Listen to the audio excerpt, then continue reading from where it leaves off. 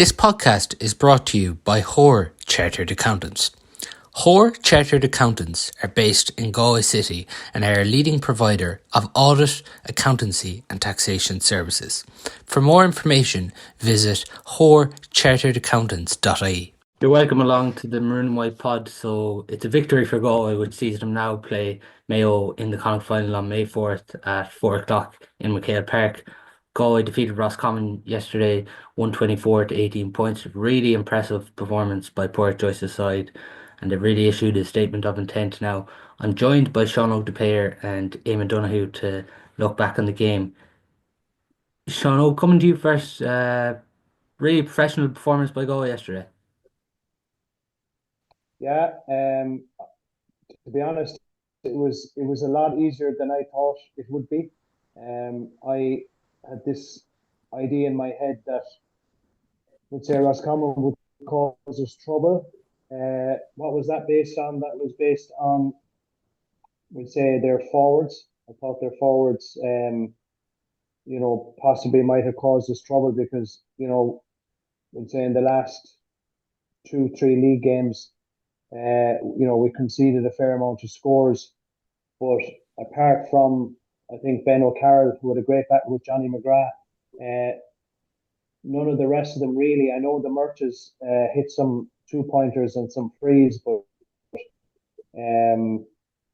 apart from Ben O'Carroll, there wasn't really a whole pile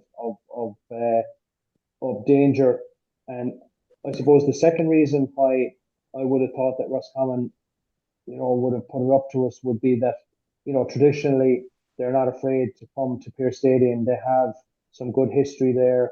I think we'll all remember the day they beat us in, I think it was, Kevin McStay was the Roscommon manager. They beat us in a Connacht final there a few years ago. It was a wet day. But that kind of traditional Roscommon fire and brimstone, it just didn't come to pass. I thought afterwards as well, I thought Davy Burke, if memory serves me right, I heard his interview after and he was reasonably pleased with their performance. But talking with some Roscommon supporters afterwards, no, they wouldn't have been happy at all with how they performed. And they have a 4-week break now, I think, until we'd say the group stages. But I think today now they're probably not feeling too good about themselves. But certainly, like from a Galway point of view, it was, you could call it a professional performance. I think some players who were searching for form found it yesterday. I'm thinking of the likes of Robert Finnerty. I thought he had a fantastic game yesterday. All that's good about his game, we saw it yesterday. I think he got something like 6 points from play. His frees were good too, and I suppose the thought struck me in the stand watching it was, this is the guy now that got injured after about 10 minutes in the final last year. If we had him, what a difference he could have made if he was in the same form as he was yesterday. I thought Cillian McDade was very good as well. He drove on numerous occasions, scored 3 points from play. Paul Conroy as well. Question marks.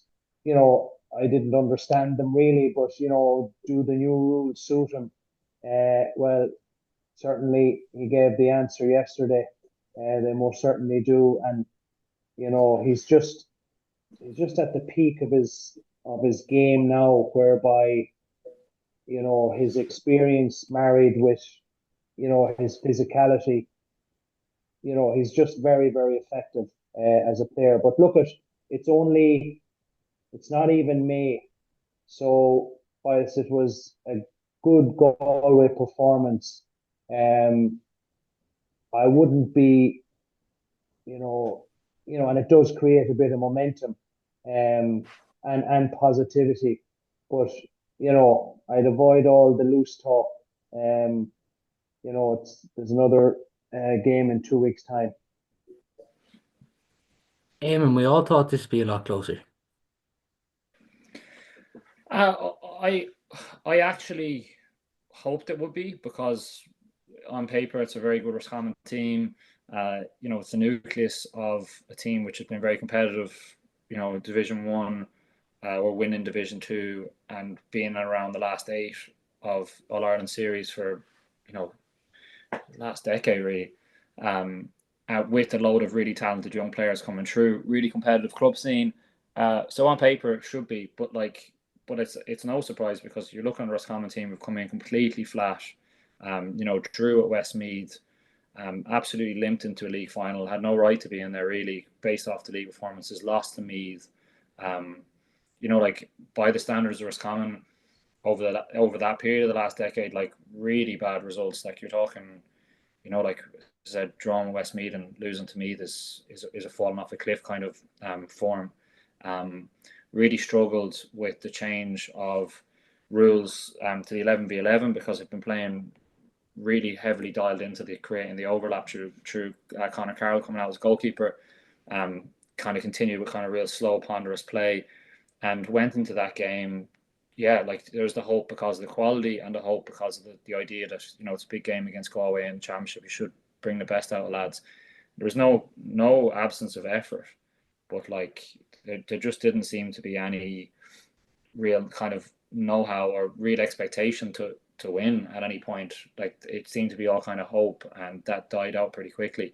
Now there were elements of the game which brought that apart, or brought that about rather, such as the absolute dominance in midfield or middle third by Galway, which just made scores so much easier for them and kind of completely deflated Roscommon. But um, I don't think on form, like obviously Galway had a bad result against Kerry, but the two draws, like I think Galway are very, when they needed to early on in the league, I was very impressed by them during the league, like, and just by their squad and the way it was taking shape.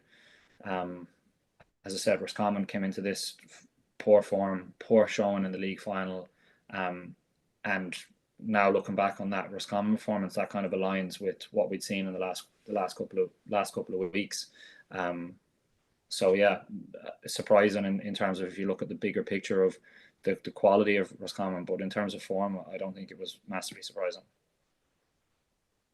Is the most impressive aspect, Sean Og, Shane Walsh isn't in the 26 at all. Damien Comer gets a few minutes at the end. They're players in the past we've been reliant on, but to go yesterday and win by 9 points, is that the most impressive aspect in both of those players' absence?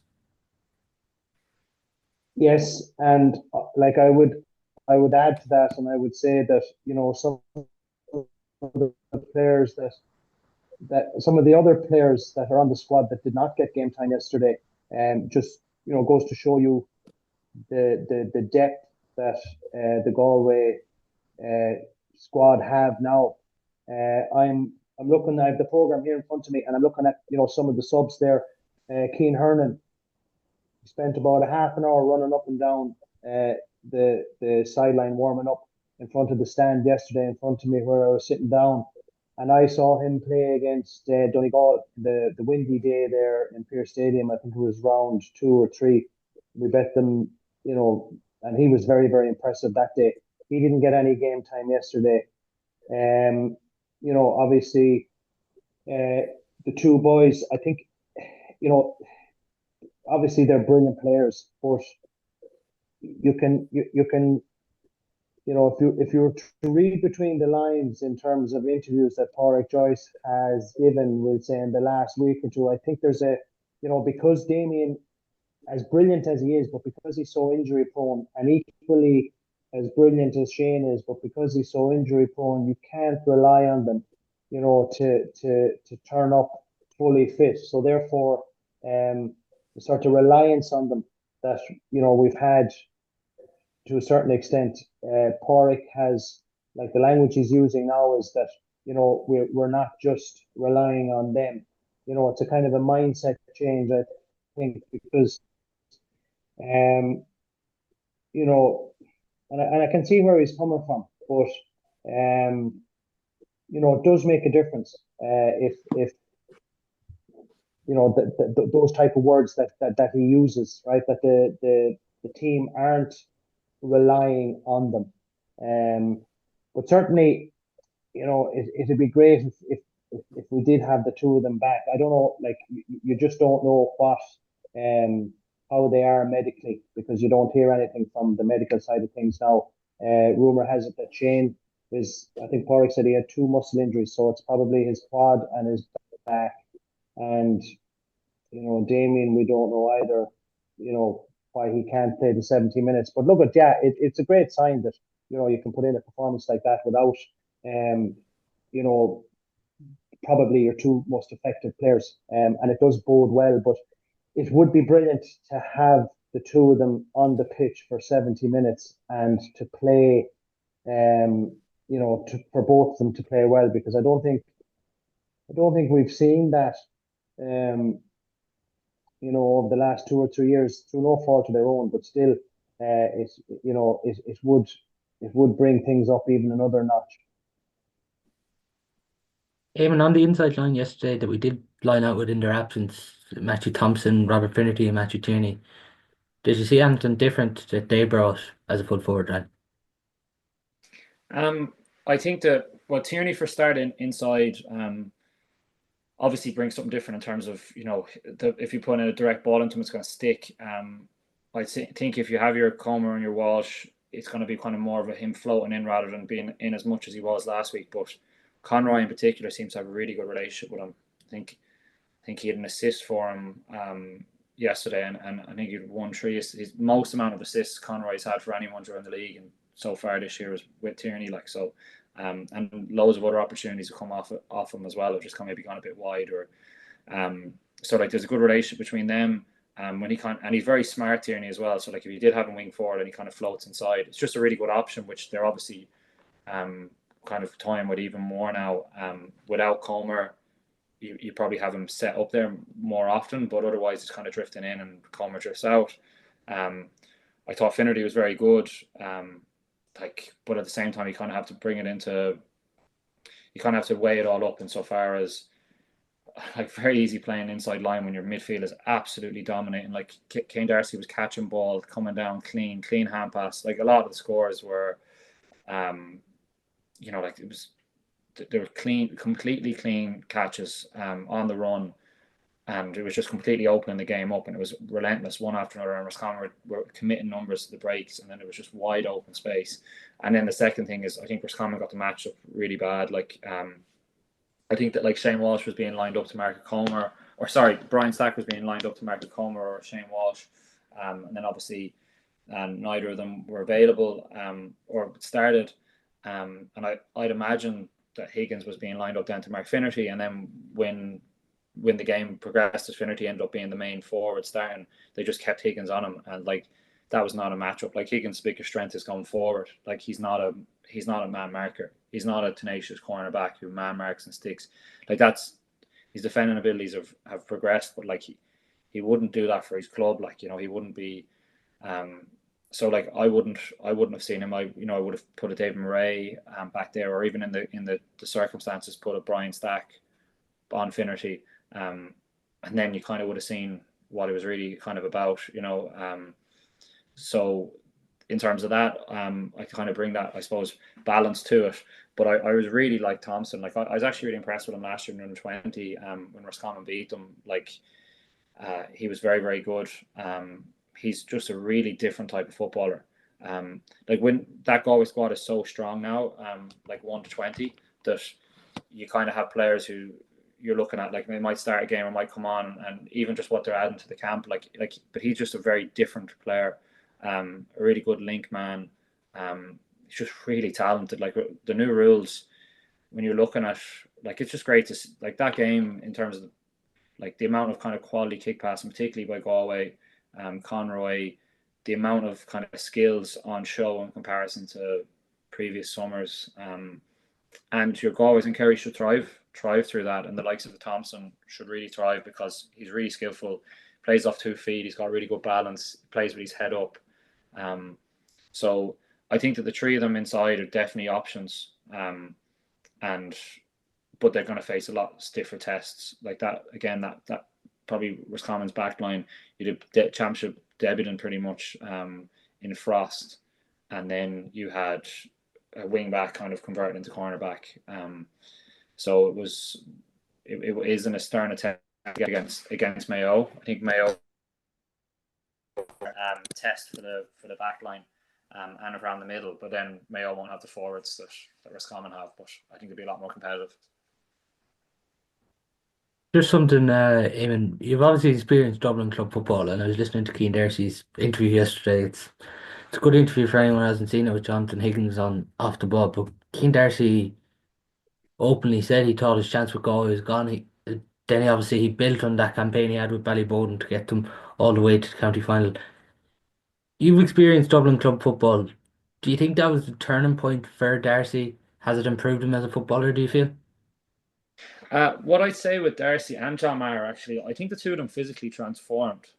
Like, they're Maher even more so. In terms of he was a big barrel of a man.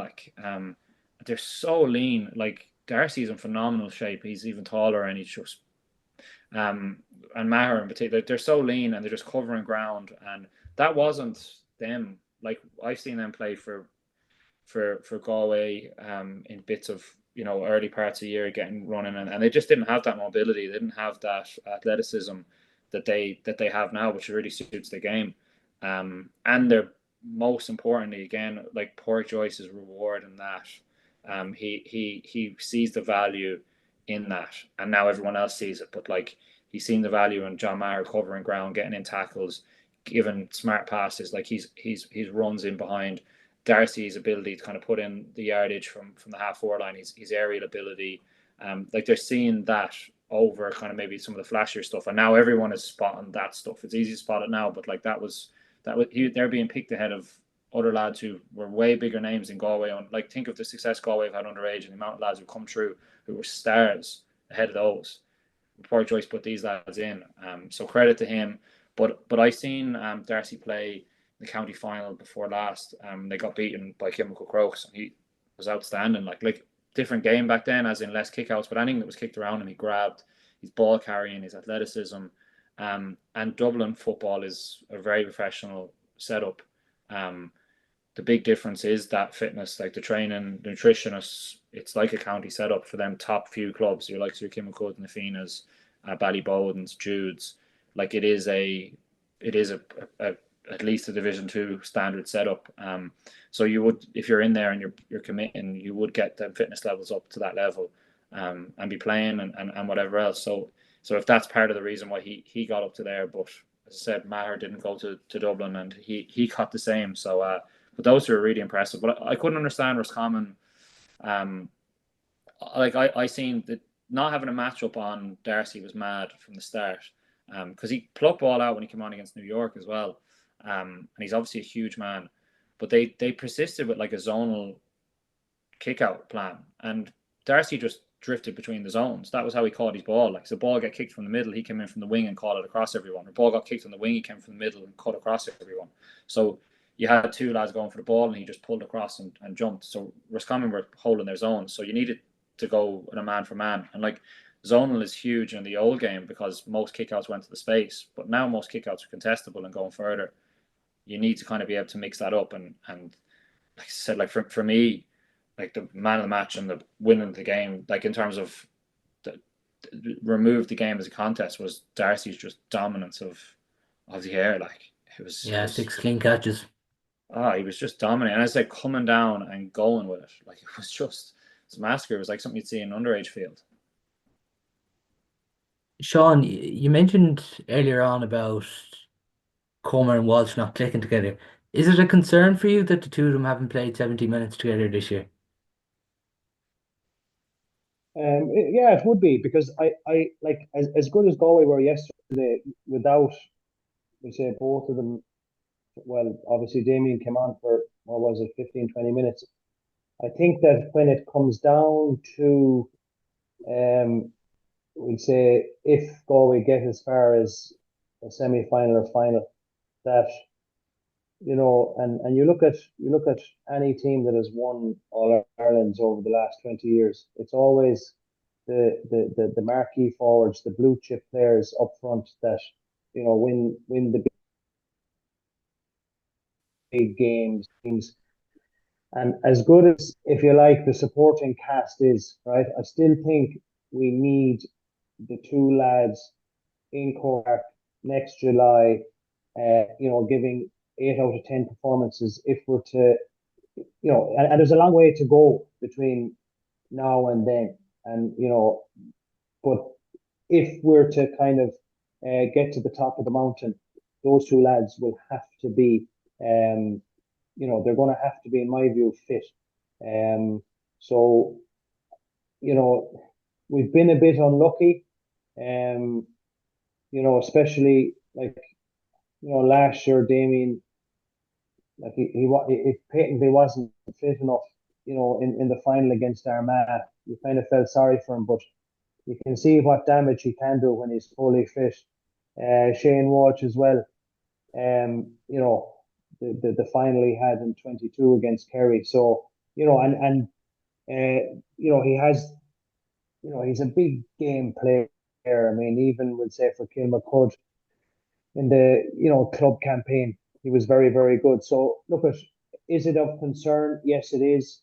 But I can understand why Padraig is sort of trying to move the talk away from us depending on them. That type of mindset that we can do without them as such. And I agree, with Eamon, the likes of Matty Thompson. It's great to have these, say, new lads on board to kind of offer something different. But still, when Dublin were winning, it was, Brogan, Mannion. When Tyrone were winning, it was Canavan. When, they're the type of players that you need to win the big prizes, right? And we have two of them, but we just need to get them fit. So it is of concern. But look, there's plenty of time to get them fit. And I think, no, I'm not, obviously an amateur doctor's diagnosis here, like, but Damien looks as if he's a bit leaner this year, that he may have lost a small bit of muscle mass, obviously on purpose. So maybe that was something that, that he's worked on since last November. And you'd hope then that maybe, his injuries would clear up the ones that he seems to pick up quite easily. But certainly it was good to see him come on yesterday. And like Shane, according to Padraig yesterday, he's doubtful for the Connacht final, which would be, okay, it wouldn't be in terms of the group stages. He'd still have time to get himself right for that. Like, but still, the sooner we see them out on the pitch, the better. On that, Sean, if the two of them are fit for the Connacht final, do you start them both? I wouldn't think you'd throw them into a game like that. Possibly Damien, because he'll have had another 2 weeks. He had the few minutes yesterday as well, but certainly not. I don't think I'd start Shane, because Mayo are going to throw the kitchen sink at us. So, and that'll be, you know the first 20 minutes are going to be, a fair all contest, I would imagine, and people will be tested on that. So no, I wouldn't. Look at. I wouldn't start them, but certainly it'd be nice to see them on the pitch at some point. Um, just to get more minutes into the legs. So I hope that answers your question. But look, it's kind of like if you were to ask me what is Galway's best 15, I'd be able to name maybe 12 or 13, but I wouldn't get to 15 because um there's still some positions that aren't completely nailed down, I would think. But certainly if the two lads are fully fit, or hopefully when they get fully fit, they'll have two of the spots on the team. And even special mention has to go to Sean McCurran. Hadn't seen a lot of him up to this year. Didn't play in the New York game, but came in yesterday and done a fantastic man-marking job in end of Smith. Like, and that's always going to be the beating of Roscommon is stopping Enda Smith. Like if you look over the years that Enda's been playing, and it's very rarely happens, to be honest. As Paor said, he hit the post with that point. The knee that came down for the goal for Matthew Tierney's goal. It was Seán Kelly to him off the post, or was it Seán Kelly his fist pass that went off the post? But either way, like he did a massive job on Enda, stayed with him everywhere, limited his impacts, was really physical, and that's huge. Like absolutely, like that can't be understated. And that's like, again, when you're bringing things in here and you're comparing and kind of, as in, he will not have a tougher challenge than that for the year. Enda Smith's an all-star half forward in terms of like man marking someone and trying to stop them from doing, that's it. Where Finnerty is going to have 10 times more difficult opponents and challenges than that game. Keane Darcy is going to face 10 times more difficult challenges and opponents in that game. So like when you're kind of comparing stuff, looking for what's going to come ahead for winning All Ireland, like I think that was really impressive. And again, he's someone who his skill set has been, and the balance that he brings to the team is something which Paor Joyce is obviously really respecting, and you were starting to see the benefits of that. But when you do like think of what Galway's strongest 15 are, like if you were to bring in two lads like Comer and Walsh in there, like who are the two are going to go? Like Seán Kelly was wing forward the last day. Like it'd be very interesting to see. But again, I don't think there's going to be lads who are going to come on, make an impact. There's going to be a bit of horses for courses in certain games for that final one or two positions. But he was really impressive. I think the one Roscommon forward inside who really won his battle was Ben O'Carroll. But like a lot of the scores he got, there wasn't much McGrath could do. Like they were very quick, kind of picked up a break, kind of snapped away and kicked it over. There was very little he could do, but generally, like I suppose as a man marker inside, like his currency is, he's kind of tussle on his man and keeping them scoreless. And Ben O'Carroll got 3 points from play, I think. So like he kind of was soundly beaten in that battle, but really good to see he's carrying up the field. Then when he identified that like he was struggling in that capacity, he was carrying the ball up the field, and defensively as a unit, like Galway, like the same, like Roscommon's forwards are very strong. They got some great 2-pointers. Stone cold penalty in the first half, which they should have had. Jieran Murtagh had a chance straight after. Could have kept themselves in the game a bit longer if those chances had gone in. But like generally, I think the Galway defensive unit was strong. I think all over it was pretty strong collective display. I think keepers kickouts were good decision making. He identified the areas where Darcy could create a mismatch or could create a bit of an overload. So yeah, all across the field. But for me, the two players my running for man of the match would be Darcy and Mulcairns, followed by Finnerty. But those two were the two standout players that won the game for Galway, in terms of stopping Roscommon's key man and actually providing the key impact of the game, which was dominating the air, which was Darcy. Just a question, Eamon, that's come in from a listener, and I'll come to you on it, and Seán can add whatever he thinks after as the outside goal perspective.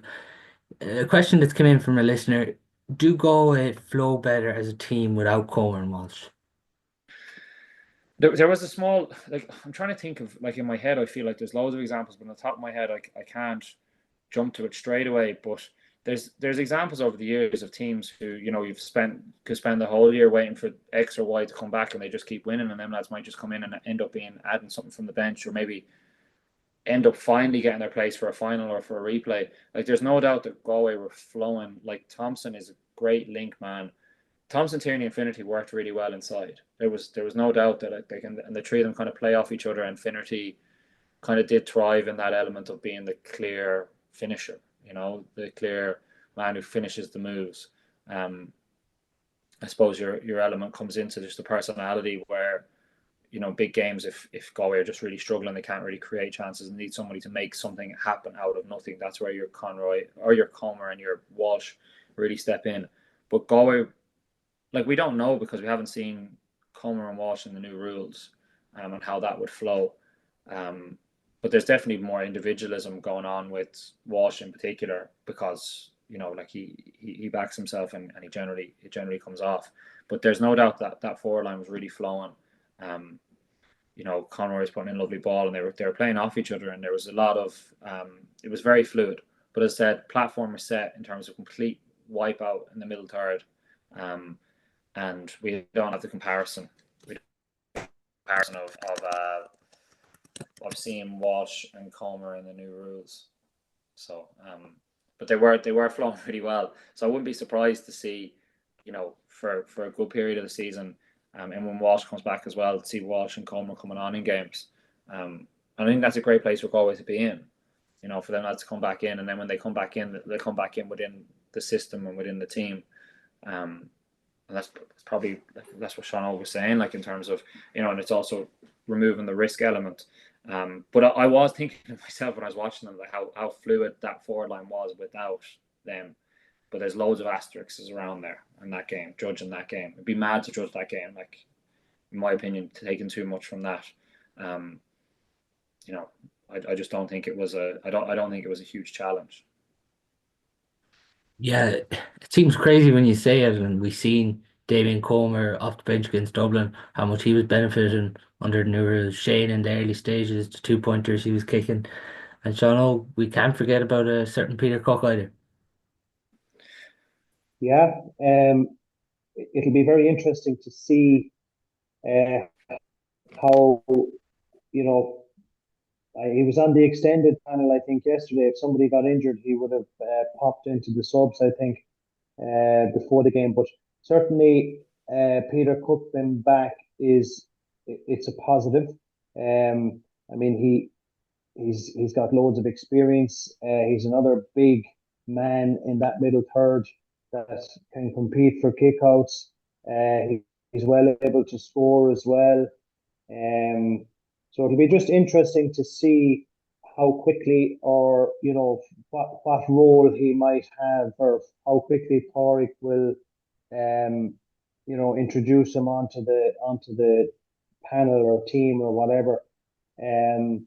It's, I suppose, the Dubs have been doing that for a few years, where fellas would come back late in the season and would have a very, very positive effect on things. I'm thinking, the likes of Jack McCaffrey and these lads. So let's hope Peter Cook has something similar in terms of for Galway. But just to go back to your question there, in terms of the two lads, like if and I get what Eamon is saying, like, if you have a team that's flowing nicely, and all the moving parts are complementing each other,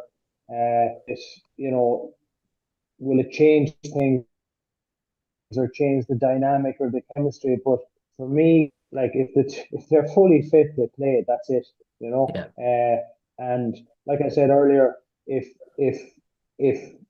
we want, the best players win the big matches, and they're our two best players, really. I mean, some of the performances that Shane gave, and I know it was the league, like, but still, some of the performances he gave in the league were just, outstanding. And it does seem to be the guy, that the 2-point arc suits the most. I mean, like, it's a huge plus to have, to be able to just swing your boot at a ball and just, like, it looks like a tap over for him. So that's a huge plus for Galway. But no, I like, look at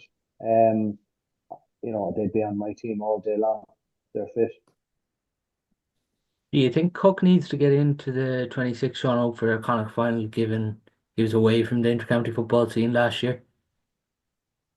Well, I think, like, the type of guy he is, from the wee bit I know of him, even though he's been away for however long he's been away, he keeps himself in great shape. I think we'd say in the county final for Mike Cullen against Corofin earlier in the year, he was probably one of the few Mike Cullen fellas that put it up to Corofin. I think he minds himself. He lives the life of an inter-county footballer, even though he's been away from it for a while. But does he need to get back in? Yeah, well, if you look at, you see, I suppose the difficulty is that if you put him in too quickly, um, you need to be match fit as well. So like he came back in after the New York game, so that's what 2 weeks ago, another 2 weeks. So he'll have about 4 weeks with them. I don't know. You could bring him in all right and give him a taste for it, but if I wouldn't be ringing the alarm bells if I didn't see him for a kind of final. I think certainly the would say the group matches. That's where you're going to have to. That's when things start getting serious. So if you're bringing Cook back, well then that's where you're going to use him if you use him. You know, but certainly like he's a great addition. Even if we're looking at scores yesterday, Robert Finnerty, he finished with 8 points, two frees. Matthew Tierney, 1-3, 1 2-pointer free. Paul Conroy, 5 points, two 2-pointers. Killian McDade, 3 points. Dylan McHugh, 2 points. John Mayer with 2 points as well. And Liam Silk with a point. A decent spread of scores there, Eamon. There was never really a stage in this contest where it felt like, oh, we're ever going to lose this game. No, I think there was the period, was it around 4-all, 4 points all, when Roscommon had that was a clear penalty. Gleeson took out O'Carroll, and the ref came back for an advantage. And then there's a kind of a half goal chance where Murta should have just taken his point. Or I think that the line of the defender was very good, so I don't think it would have taken a rocket of a goal. But that's kind of 4 points that I think the way the game flowed, I don't think it would have changed the game, but it would have made it competitive for longer. And then in the beginning of the second half, Roscommon had a good kind of flow of it with the 2 pointers where it felt like something might happen. I don't really listen to Davy Burke's interview afterwards. I don't really recall a period where there was like loads of decisions going against Roscommon that he's talking about, but maybe I need to look back on that again. But I think that's just when Darcy just took over. So yeah, I think that there was definitely a period in the first half when the beginning of the first quarter I think was pretty even. I think Conroy was really the main man at that period in terms of his passing, his distribution, the 2 pointers. But overall, I don't know, Roscommon just didn't strike me. There was no shortage of effort on their part, in terms of the amount of turnovers they got when they were turned over and won the ball back. But just in terms of the approach and the belief, it just didn't really seem there. I think you're right. Probably there was no real period where it looked like it was fully in doubt, and you can kind of see that with the Galway players. I think a lot of them probably were expecting a bit of a tougher battle as well, and they kind of once they kind of got going, they just grew in confidence. Eamon, just a question that came in here from a listener in relation to the long range freeze. Would you persist with Gleeson on the long range freeze or give him to Tierney or someone else? Yeah, well, he took an awful long time for the last one and missed it. Obviously, when you've got Walsh back, you have him as an option. You have Tierney, you have Conroy. Yeah, I suppose if they're very central, you'd imagine that he'd distance and central, he'd be strong at them. But even when you start going a bit right and left, I personally, unless it's a rare kind of Rory Began or someone, I kind of prefer Cluxon back in, and even him that stopped when Dublin got kind of more options. I'd be way more confident seeing Tierney or a Walsh standing over a long range free than I would be seeing him standing over them. And Conroy as well. Conroy nailed 1 out of 2 against New York. It's an awful lot of time to spend kind of with the keeper coming up. So it depends on. I suppose that can be a benefit if you're winning a game. It's very hard to control or kill a game now at the moment. Given the 11v11, you can press really high, and then obviously you can get 2 pointers and close a gap. So something like that can kind of maybe kill a bit of momentum or slow it down a little bit, build up a bit of frustration. But I think that for him, it's ones that are down the center with more distance. He probably has a longer kick overall, But if something's 50 meters out, unless it's against a really strong wind, I prefer to see a Tierney or even a Conroy, but a Walsh kind of standing over one of those with a bit more of an angle, even a smaller angle, and any kind of pressure. I prefer to see it because I think Gleeson, pressure comes, he'll put his foot through the ball. The technique will be straight, but in terms of the feel and I don't think it's the same quality. But his kickouts were very good the last day. I think his kickouts were very good. Really good distance on them, and hitting into the right areas. I think, like a lot of goalkeepers in particular, are giving out about the new rules. Oh, it's just ball being kicked out, and I think Seán would know this better than anyone. Like in terms of, like for years, the majority of kickouts went long, but that didn't mean that no, it wasn't the case. You'd say, oh, you'd still say somebody had a good kickout, as in they had a long kick out, and like if I'm midfield and I'm standing on one side of a man, like you'll hit it into that kind of zone to my side, so I don't have to go across my marker, where he has the ground. Like elements like that come into it. Like a long kick out is a skill and doing it right, which has been kind of lost because there's very little of it. And I think Gleeson's long kickouts were very good, and his body as well doesn't completely give it away. He doesn't run up to it like kind of completely arcing. It's 100% going that way. Less so. I think it used to be more that way. He's got less so like that. Yeah, I see Mars Brosnan had a image up during the game of a Roscommon player behind Gleeson, for his kick out. Yeah. Definitely don't think I've seen that before on a football pitch. They didn't get rewarded for it anyways, Yeah. thank God. On Mayo Leitrim, it was Mayo 20, Leitrim 13. Leitrim put up a great fight. Seán O'Galley going here for four in a row, hasn't been done since the 60s. Issued a real statement of intent. Mayo got over the line in the end against Leitrim. Do you think there's going to be an element of pressure on Galway when it comes to this Connacht final? Um, okay, so if you were to fast forward to the end of this season, and you were to ask a Galway player, well, what did you win this year? And if they said, well, I won my fourth Connacht title in a row, but you know, I ultimately didn't reach the top of Mount Everest and win the All Ireland. I'd say, but certainly it would be a disappointing season. So I'm not sure the four in a row will be very big in their minds coming up to Sunday week. Now that said, like Padraig is very much a traditionalist.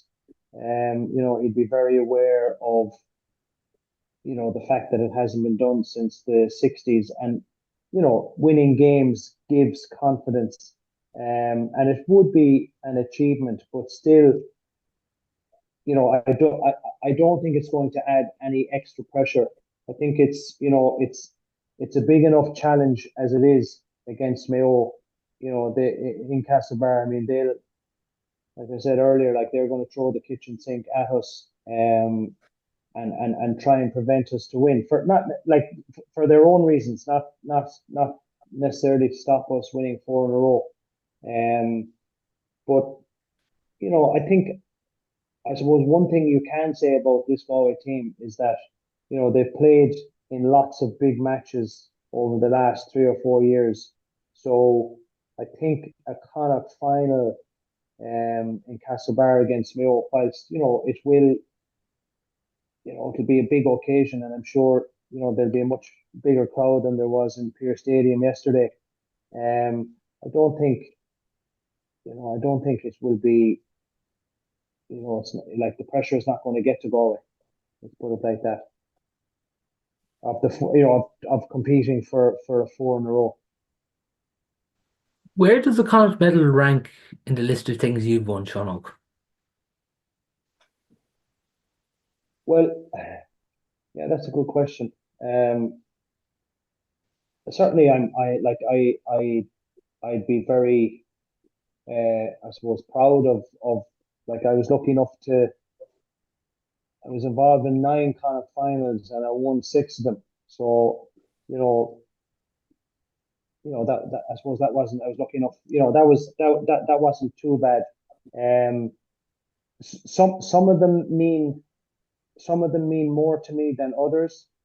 So, for example, the very first one, which was in 1995, where we kind of beat Leitrim, if you like, against the head away.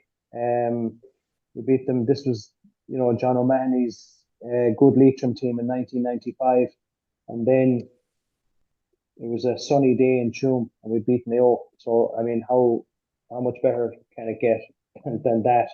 So that was sweet enough. I think as well, our replay against Roscommon in '98, that was very sweet as well, because obviously it was a replay, and it went to extra time as well, and you really had to go to the well to win that one, and then what followed after then, I suppose added to it. But yeah, look at they would, they're they're very cherished medals. But we'll say I think for the Galway team right now, I don't think a Connacht medal. I'd be pretty certain that a Connacht medal is, it's nice, but if at the end of the year that's what they have in their pocket and nothing else, well, I don't think, I think there'll be a bit of disappointment. If you're even looking at the Connacht final ahead, I think there's going to be a really interesting thing here. Joe Kenny obviously involved with Mayo and the backroom team, Kerr man coming up against clubmate David Morris involved with Galway. And so you actually have Kerr against Kerr. Who would have thought when it came to Galway Mayo we'd have that, but we do. Eamon, like even if we take it back to last year, Galway are fortunate to win that kind of final. They get the free, even the referee came out recently enough and said it probably wasn't a free. Mayo aren't setting the world on fire at the minute, but they're going to go up a few levels when it comes to this Connacht final. Yeah, definitely. Obviously conditions and stuff like that will come into it. I think that Mayo, in terms of as a matchup, like the new rules, if the more Galway play into those new rules and the more they trust the new rules, it suits them, and they can be more of an opener about it. Whereas like your traditional sense of the game suited, it was more of a leveler. And Galway have better footballers. I think Mayo over the years have had better athletes. So what would be like in terms of the last day? It depends on we don't know enough about what the Mayo team is going to be in terms of who's going to play, who's going to start in whichever positions. Like I see that middle third sector based off that Roscommon game being so key for Galway, and then like how are Mayo going to counter that? They've got two good athletic midfielders. How much is O'Shea going to come out around the middle third? Diarmuid O'Connor, is he going to come in from the start? Like elements like that. It's hard to know what kind of a Mayo team is going to start, but like when they get it They match together, up better though than Roscommon, don't they, in defence? yes, and their backs are good. Like Mayo's backs are good, and they have players who can mark and do a job, and also attack as well. But like they have good strong backs. They don't have the forwards that Roscommon have. But elsewhere they're stronger. So that should be more competitive for them. It's just a case of can they keep the scoreboard ticking enough to keep it competitive. Like I see that being pretty tight game. Just the way the teams play as well, and there'll be a bit of niggle. And like for me, looking at the teams in terms of like what would be important, is it kind of tight and important. It's funny because the last number of years, you generally have one team winning numerous of them in a row, which kind of negates kind of the thrill of winning them. So like Mayo won how many in a row, so then they stopped becoming as relevant, and then that first one that Galway won then was obviously big. So when they kind of stopped that dominance of Mayo, and now Galway are going for 4 in a row, so it's not as, but then it becomes be great for Mayo to stop that. So I think this is a big one for Mayo to try and stop that dominance for Galway, kind of make a bit of a statement, build up confidence, silverware. So there'll be maybe a little bit more motivation on their end, which if it's a tight game could come into it. They are But like, desperate though under Kevin McStay to win. Like a Connacht title. Like it seems now he's come to the point where he needs to lead Mayo to provincial glory. Yeah, yeah. Well, like I don't see Mayo as an All Ireland contender. Where Galway are a team who, like, as Seán Oak said there, if they don't win the All Ireland, it'll be disappointment. Like, I don't think that's the case for Mayo. Like, I think if Mayo win a Connacht title and have a good competitive All Ireland series, that they can look back on that, where they're at. So yeah, like I do think that there's that hunger, that there will be that more hunger for them there, but like at the same time, like it's still Galway versus Mayo. Like once the ball gets thrown in, they'll obviously there's a lot of there's a lot of history there between those players. You know, face each other most years several times, and that will come out. So like I think that'll be a lot bigger test of Galway than last week or yesterday. It's good in one way, Sean Og, after a big win yesterday. Galway won't really get too carried away because it's a great game. A game for Galway against Mayo it's a good way to refocus the mind, isn't it? Absolutely, yeah. And I think, Paor referenced something along those lines in a post-match interview yesterday.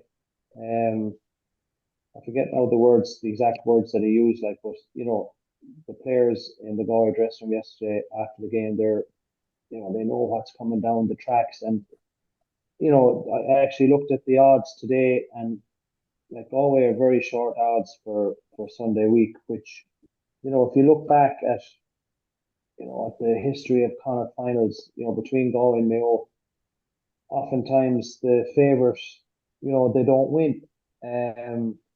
Like I'm thinking back to Kevin Welch had I'm not sure whether it was a Connacht final or not, but he had a famous win up in Castlebar, most That was the win. semi-final, yeah. That was a semi-final, yeah. That was kind of one that was against the head.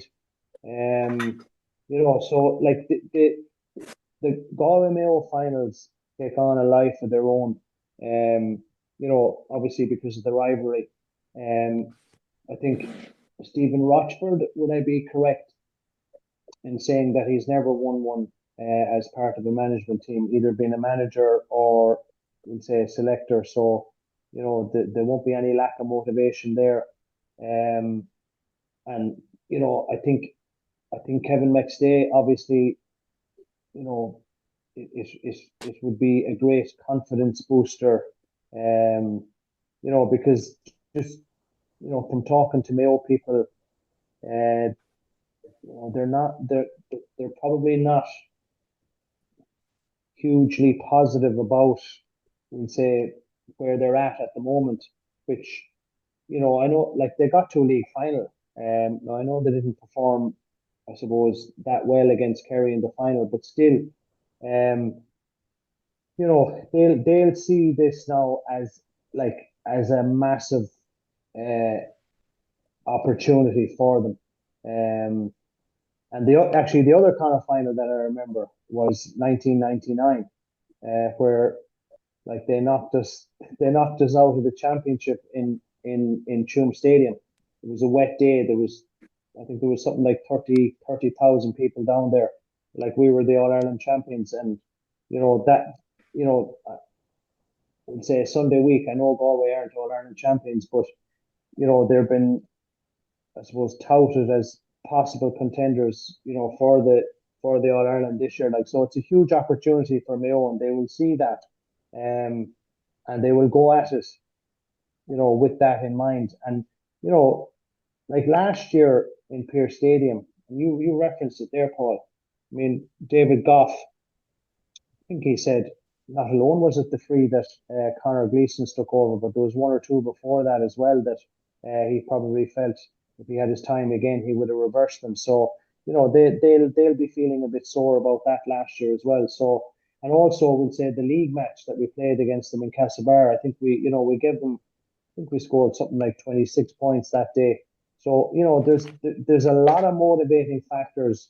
We'll say for Mayo for Sunday week. So it will be a very tough test. Are you suit ready for halftime, Sean Og? Yeah, we're our 2000 winning Connacht, Galway team were. That's the stage in life I'm at now, where I'm out waving at crowds. So yeah, but look at it. It'll be a great opportunity to meet the lads again. We don't get this opportunity too much. I don't know, we might try and organise a bus up to Castlebar, and I suppose obviously wanted Galway to win yesterday, but even more so because now it's a Galway Mayo final. It would have been a bit strange waving to Roscommon and Mayo people. I don't think we wouldn't have got many cheers, I don't think. But anyways, looking forward to it. Eamon, you referenced Mayo and All Ireland contenders in your eyes. Where are Galway currently sitting now in the All Ireland contenders for you? Well, the league is a funny one because obviously Mayo were close to relegation and ended up in the league final.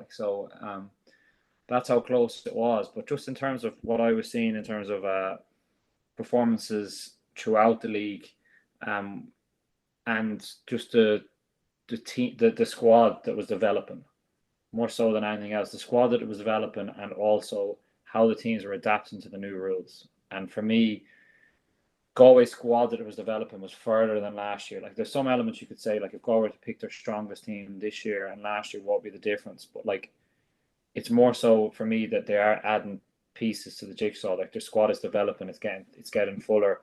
Your likes of Thompson, Sam O'Neill, like, these lads are coming in. It's just broadening that squad. It's adding extra bits. It just looks very, and obviously now you've got to a stage where you can win big games. We're out 2 big games without Comer or Shane Walsh. And then obviously in terms of adapting to the new rules, like when I think of adapting to new rules, I'm not thinking like of Shane Walsh scoring 2-pointers. I'm thinking in terms of the game flow, the game in terms of using that, the extra space inside, in terms of management of the game, in terms of you can't just kind of keep possession now or keep leads in the same way.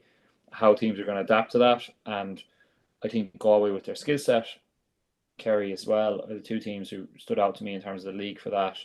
And then the 2 teams that I've seen kind of developing a kind of a really nice squad was Galway and Donegal. So I was impressed by Galway in the league. I think Mayo actually struggled with the rules. And I think they're trying to give lads chances to develop their squad, but it didn't seem like they were there yet. So for me, they weren't one of the top 2 teams in the league, but the league was a funny one again because of the new rules and just the way it went. They could have been relegated on the same drop of a hat. So for me, Galway are right up there amongst the top 2 or 3 in terms of All Ireland contenders. I think that they're going to face tougher tests, and then ultimately I think the same as last year. Like it's going to depend on fitness. How much of how many of their key players can they keep fit to compete, and whether that's some of them are only fit to kind of come back in as the year goes on. But like when they're in All Ireland final, or if they're in All Ireland final or big semi final, you'd want to have Damien Comer, Shane Walsh, Sean Kelly, Tierney, McDade all available and moving well. Not kind of carrying heavy knocks, but available and moving well. I think if you have all of those with what they're developing, they're going to be thereabouts. Who's number 1 for you in this minute?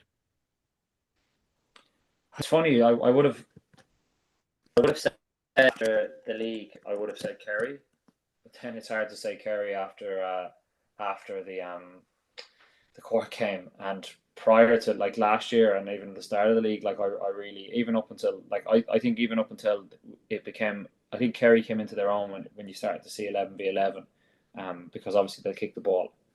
The funny thing with 2-point arc scoring is that like it was just kind of showed how slow ponderous Roscommon's play was, because like you won't create 2-point chances en masse if you're playing the ball in quick. It's the loop around that's going to create the 2-point chances, the old kind of style of kind of just keep recycling. And Kerry get the ball in really quick, and they've obviously got Clifford inside there, which gives him a chance. When they really rely on him, it gives him even more chance. So after that, like I think for me, Galway, Donegal are the 2 and Kerry. They're the top three for me. It's hard to write off Dublin, but like towards But if the you end were to of the put league, they someone at can. number one, who would it be? You're looking for me to say Galway. I'll go for Galway. I'll say Galway. I think are the most all-round team. They've been knocking the door twice now. I think Galway, if you were to pick at this point of the year, which would be mad to do, but I think Galway the strongest team for All Ireland credentials. The last person now who said Galway are number one was Barry Cullinan, and then we ended up losing our last two league games. So I hope that's not going to come against us now. Sean Og, I who said do it. you see? I said it last year as well, Paul. In fairness to them, I Yeah, said it last year. I wasn't too far with them as well. Like so, yeah. Sean Og, who do you see at the minute as your favourites for the All Ireland? Well, I'd agree with Eamon there. We'd say the Kerrys, the Donegals, and you'd have to throw Galway in the mix as well, because of obviously the experience they have, the depth of the squad that they have.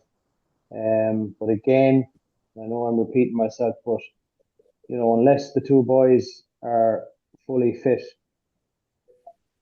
it's going to be difficult for us to reach the top of the mountain.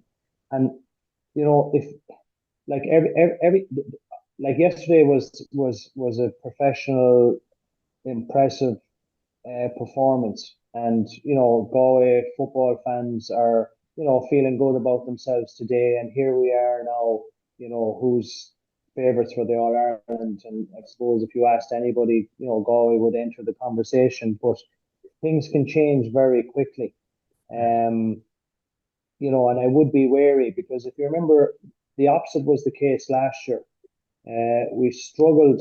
We just got over the line against Sligo. We, in some ways, it was a great kick by Conor Gleeson, but David Goff has admitted since that he shouldn't have given it, right? So we were, in some ways, we used a dollop of luck to beat Mayo in the Connacht final, and yet we were within an inch or two of winning the All Ireland, right? After those sort of near escapes. Whereas we say this year things are going swimmingly well, but it can there's a lot of time, before things get very serious yet in the championship. I mean, the quarterfinals aren't down for decision until sometime in June.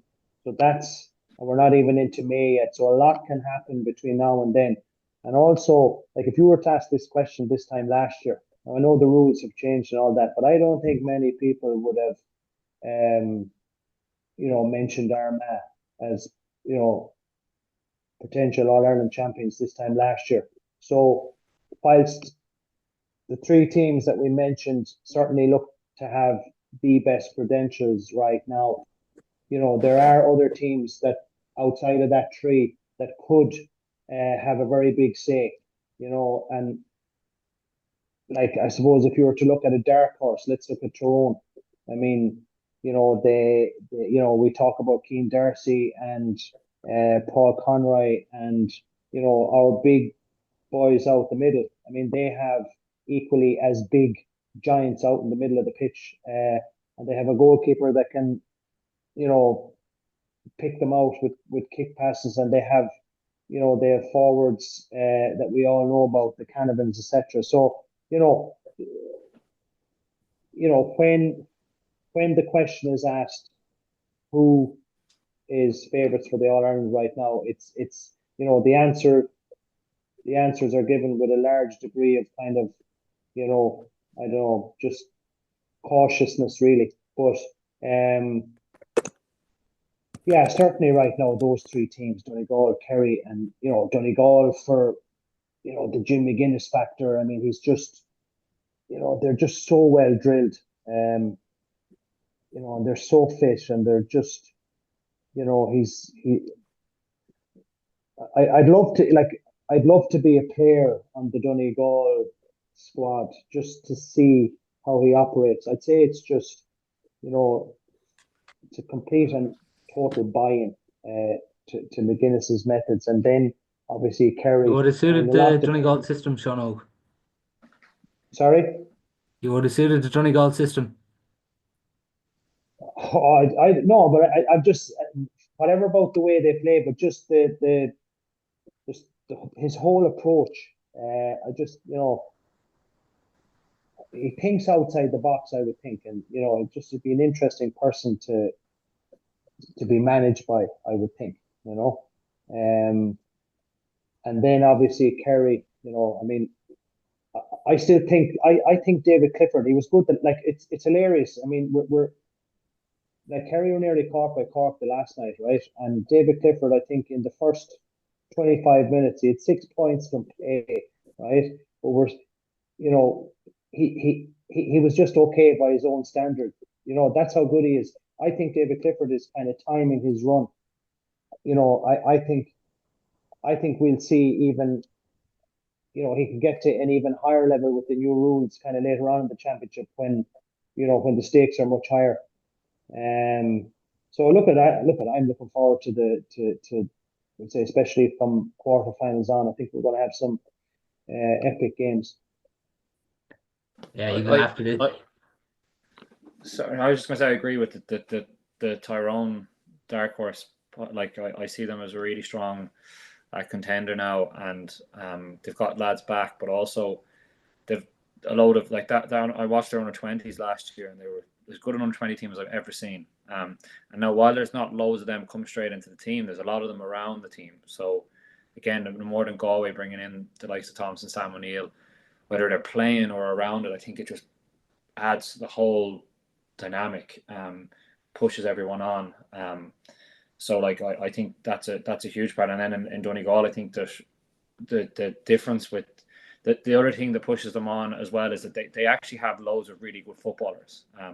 It's a bit of a different now. They had loads of good footballers when they won the All Ireland before, but there was more athletes or strong runners overall, where they have some really good ball players. Your likes of your Langan, Thompson, really quality players, which the rules would suit. So in a way, the way that Donegal played and traditionally played, the rules don't suit, but they have loads of players that can adapt to that more so in the other Ulster counties. And then just the last thing on that, I think that like that there's kind of that thing of like this time last year, Galway were in the position they were in compared to now after beating Roscommon. But like only a few weeks ago, things were obviously they struggled against Kerry. They didn't get to a league final. I just think that like there's going to be loads of ups and downs, and big difference to Seán O was talking about in 1999. Like you could be the best team in the country and then lose and you're out, or even 2001. You lose, and then you get one more shot at it. Like now, you have like the cream should really come to the top, like because you should be in around a semi final. Like so, Galway, unless something strange happens, should be in an All Ireland semi final, and like even with ups and downs, and you couldn't have said that in the past. So that's why you kind of can be a bit more confident in terms of saying they'll be there or thereabouts. And then it comes up to again those teams that we're all naming who's gonna push on and be number one. But like there is more confidence in that, where like it's at 1999 you could be best team in the country, it's sandwiched between All Irelands, and you're gone. So the system suits the stronger teams, and Galway were one of the stronger teams, so that's beneficial. Yeah, even after the Connacht final, it's 6 to 7 games for Galway potentially to win an All Ireland.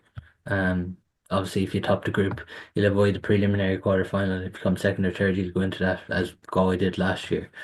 And so there still is a lot of games to be played after this Connacht final. But that's all we do have time for on this evening's show. We'll be back next week with a preview ahead of the Connacht final with Mayo. But thanks to Eamon and Seán for coming on to this week's podcast.